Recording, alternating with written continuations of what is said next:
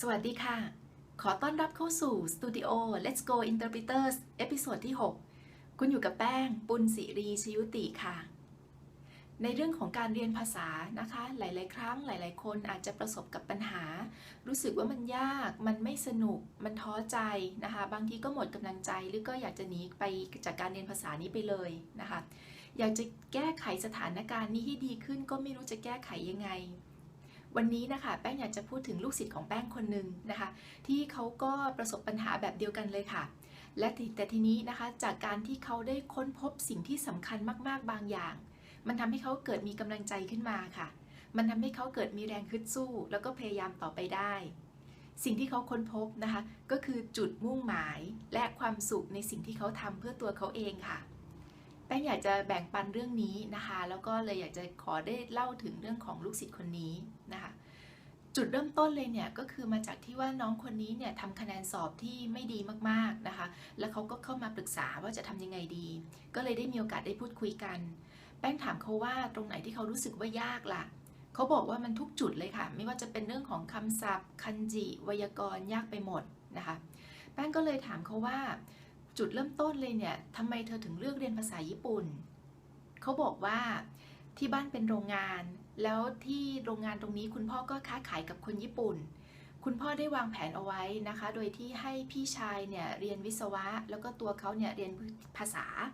พอทั้งสองคนจบมาแล้วนะคะก็จะได้ใช้ความรู้นะมาช่วยในงานของคุณพ่อแป้งก็เลยถามว่าแล้วเธอเคยคุยกับตัวเองไหมว่าเธอเรียนภาษาญี่ปุ่นเพื่ออะไรเขาบอกว่าเขาไม่เคยค่ะเขาเรียนเพราะคุณพ่อบอกให้เรียนแป้งก็เลยได้ให้เขาทำเวิร์กช็อปเล็กๆขึ้นมาอันนึงค่ะ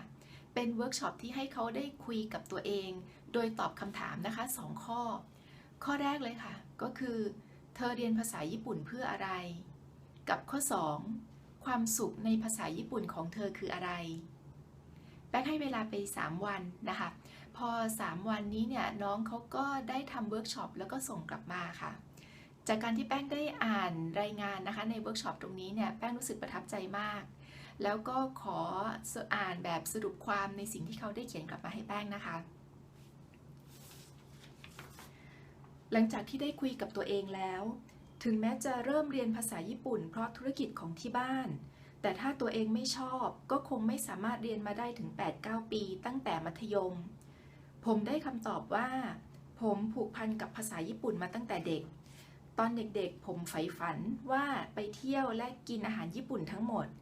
โตขึ้นมาก็ฝันว่าอยากไปทำงานที่ญี่ปุ่นทำให้ช่วงมัธยมผมตั้งใจเรียนมากผมเรียนเพื่อตัวเองเพื่อสานฝันวัยเด็กของผมมีความสุขมากแต่พอเข้ามหาลัยมีอยู่ช่วงหนึ่งที่ผมไม่ได้เรียนภาษาญี่ปุ่นตอนนั้นทำให้ผมขาดความตั้งใจไปไม่มีความสุขเหมือนแต่ก่อนตอนนี้ผมรู้แล้วว่าผมจะใช้ความฝันในวัยเด็กมาเป็นแรงผลักดันให้ผมมีความสุขกับการเรียนภาษาญี่ปุ่นอีกครั้งผมรู้ว่ามันยากแต่จะพยายามให้มากที่สุดและทำความฝันในวัยเด็กให้เป็นจริงเป็นยังไงบ้างคะกับเรื่องของลูกศิษย์คนนี้จากการที่ให้เขาได้คุยกับตัวเองนะคะทำให้เขาได้ค้นพบค่ะความฝันและคือจุดมุ่งหมายที่เขาได้หลงลืมไปในวัยเด็กนะคะพอเขาได้หามันเจอค่ะมันก็เลยทำให้เกิดเป็นพลังงานเป็นแรงบันดาลใจทำให้เขารู้สึกฮึดสู้ขึ้นมาและตั้งใจพยายามเพื่อตัวเองอีกครั้งแป้งเชื่อนะคะว่า